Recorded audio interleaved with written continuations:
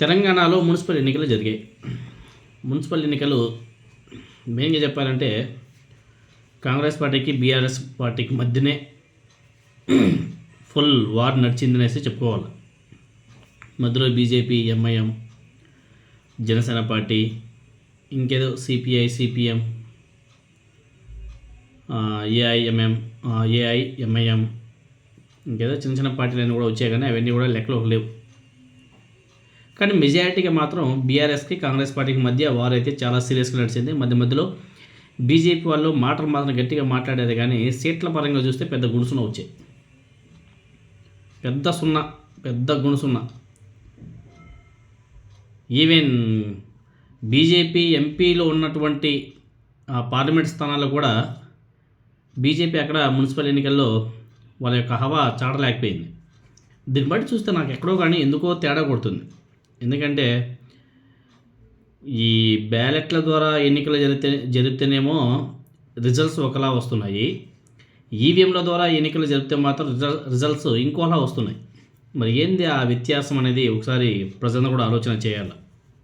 అదేవిధంగా తెలంగాణ మున్సిపల్ ఎన్నికల్లో పార్టీల వారీగా ఒకసారి ఓట్ల సంఖ్య చూస్తే కాంగ్రెస్ పార్టీకి 11,22,260 ఓట్లు వచ్చాయి, అంటే అప్రాక్సిమేట్లీగా 41%.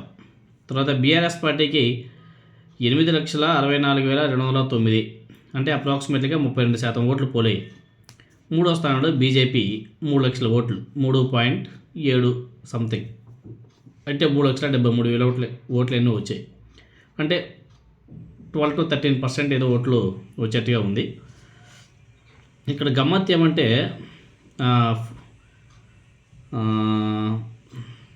AIMIM 2% vote.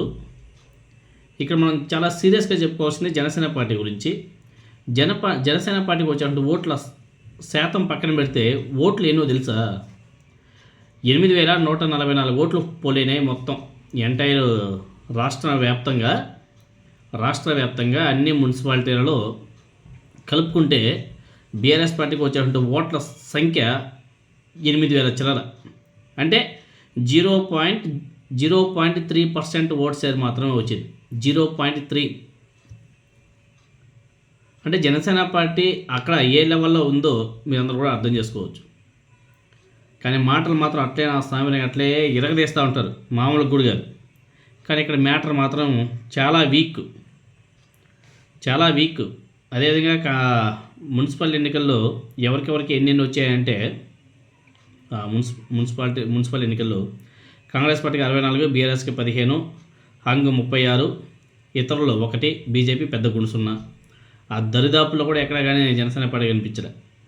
తర్వాత వార్డుల కిందకి వస్తే కాంగ్రెస్ పార్టీ 1,300, అంటే 1,346, బీఆర్ఎస్కి 723, బీజేపీకి 261, ఇతరులు 252, జనసేన పార్టీకి పెద్ద గుణసున్న. కానీ జనసేన పార్టీ వాళ్ళ మాటలు వాడ హైపర్ ఆదియో డైపర్ ఆది ఎవడో ఉంటాడు, నా సాధారణంగా వాడు మాటలో వాడు చేసి ఉండే చేష్టలు. బీఆర్ఎస్ అయిపోయింది, కాంగ్రెస్ పార్టీ అయిపోయింది, బీఆర్ఎస్ అంకదే జనసేన పార్టీని అని చెప్పేసి వాడు ప్రచారం. అడ్డదిడ్డంగా సంపాదించుకుంటే డబ్బులు తీసుకొచ్చి తెలంగాణలో ఏదో విధంగా కుమ్మరించి గెలవాలని చెప్పేసి చేసినటువంటి ప్రయత్నాలు మాత్రం పూర్తిగా ఎగిరిపోయాయి. చూడండి జనసేన పార్టీ పరిస్థితి ఏమిటో. జనసేన పార్టీ అనేది సింగిల్గా పోటీ చేస్తే ఇదిగో వచ్చే సంఖ్యలు వేల సంఖ్యలో ఉంటాయి.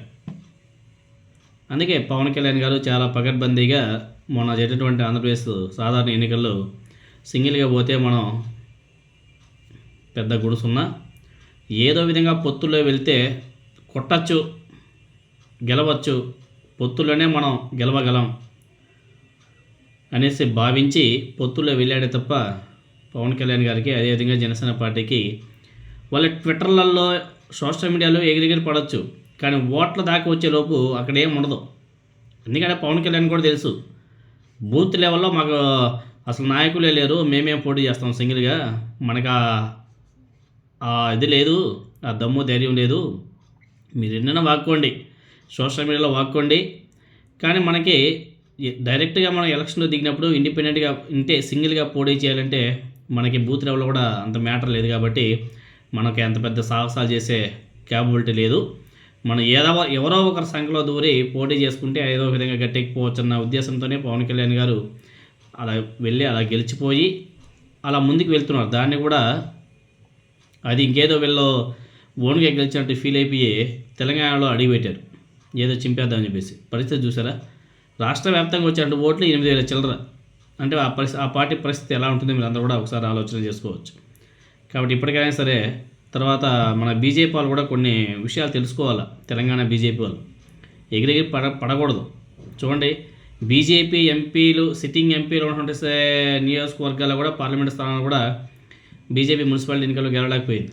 అంటే అక్కడ పరిస్థితి ఎలా ఉందో మీరు అందరూ కూడా అర్థం చేసుకోవచ్చు. అక్కడ ఎక్కువగా కాంగ్రెస్ పార్టీకి బీఆర్ఎస్కి మధ్య ఫుల్ ఫైర్, బాగా గట్టిగా వారు. అంతేగాని ఈ బీజేపీ జనసేన ఇవంతా కూడా అక్కడ పనిచేసే పార్టీలు కాదు. అంతా బిల్డప్ ఇచ్చుకోవడానికి, సెలవు డబ్బాలు కొట్టుకోవడానికి. పాపం హైపర్ అధికారికి పెట్టే ఖర్చు కూడా వేస్ట్ అనేసి జనసేన పార్టీలో ఉన్నటువంటి కొంతమంది నాయకులు మాట్లాడుకుంటున్నారు.